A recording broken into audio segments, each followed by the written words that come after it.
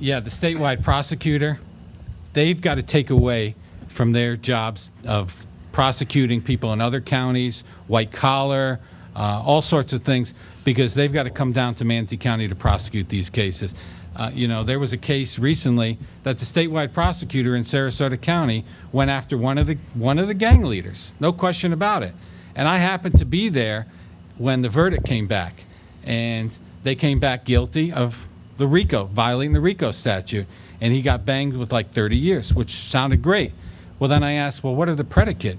You got to prove he's a gang member, and you need 2 felony priors. You got to prove them up. And the defense attorney tells me, well, the second one was a resisting arrest without violence. I'm like, well, that's not a felony. Doesn't the statewide prosecutor know that?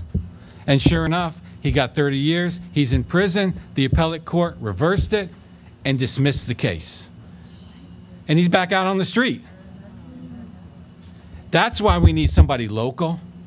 That's why we need somebody who knows what they're doing, that's handled these cases.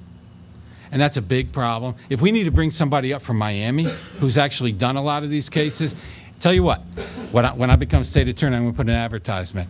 I'm going to pay you $83,000 a year to come to Manatee, Sarasota County, prosecute gang cases. You know where I come up with $83,000? It's the amount of money he pays his secretary out of our public money. Not out of his pocket, out of our money.